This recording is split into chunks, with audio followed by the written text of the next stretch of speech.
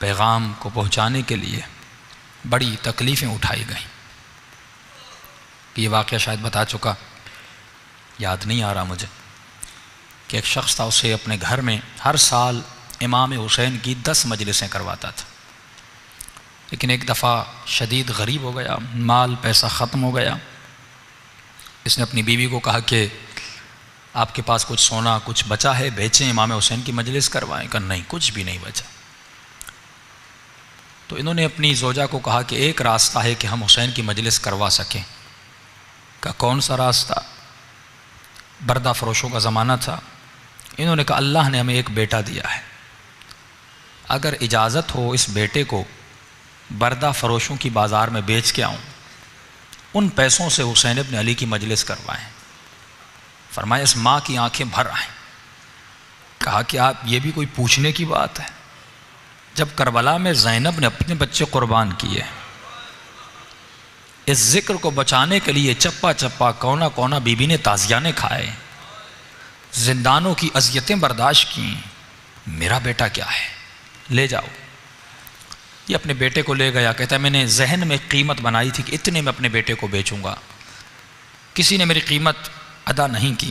دور سے ایک گھوڑے سوار آ رہا تھا، چہرے پہ نقاب لگا تھا، عربی لباس میں تھا. اس نے میری منہ مانگی قیمت سے بھی زیادہ مجھے پیسے دیے. میرے بیٹے کو لے کے چلا گیا. کہ راستے میں جب گھر کی طرف جا رہا تھا، بیٹا یاد آ رہا تھا اور آنکھوں سے آنسو بھی بہہ رہے تھے، لیکن میں اپنے خیال کو کربلا کی طرف لے جا رہا تھا.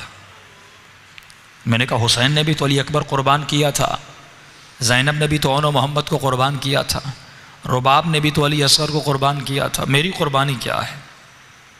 میرے بیٹے کے بدن پہ زخم تو نہیں لگیں گے، جیے گا، زندگی کرے گا، لیکن ماں باپ سے دور رہے گا. کہتا ہے گھر گیا، امام کی مجلس شروع کروائی. پہلا دن گزرا، دوسرا دن گزرا، تیسرے دن میرے دروازے پہ دستک ہوئی. جب میں نے دروازہ کھولا تو میرا نوجوان بیٹا دروازے پہ کھڑا تھا. ایک مرتبہ میں نے بیٹے کو سینے سے لگایا. میں نے کہا میرے لال، کہیں تم نے اپنے آقا سے خیانت تو نہیں کی؟ میں حسین کی مجلس حلال کی کمائی سے کروانا چاہتا ہوں، حرام کے پیسوں سے نہیں کروانا چاہتا. میرے لال پوری زندگی حلال کے مال سے کروائی، کہیں تو بھاگ کے تو نہیں آیا؟ بیٹے نے کہا نہیں بابا، میں بھی جانتا ہوں آپ نے کس مقصد کے لیے مجلس کروائی ہے، مجھ میں یہ جرت نہیں کہ میں بھاگ کے آ جاؤں. کہا پھر یہاں کیسے پہنچے؟ کہا بابا میرے آقا نے مجھے آزاد کر دیا. کہا بیٹا کیسے؟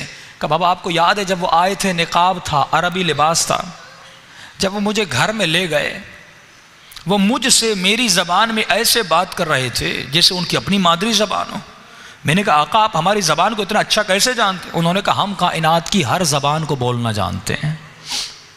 کہ بابا 2-3 دن اپنے گھر میں ایسے رکھا جیسے کوئی اپنے بیٹوں کو پالتا ہے، کوئی تکلیف نہیں ملی. آج انہوں نے مجھ سے آ کر پوچھا کہ اے جوان یہ بتا تمہیں اپنے والدین کی یاد آئی ہے؟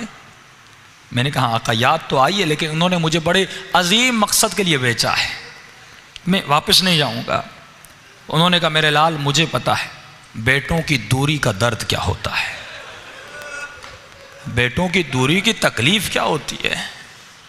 جاؤ میں نے تجھے آزاد کیا، اور جب تمہارا باپ تم سے پوچھے کہ تمہیں کس نے آزاد کیا، بتانا جس کی مجلس کروا رہے ہو اسی حسین ابن علی نے آزاد کیا.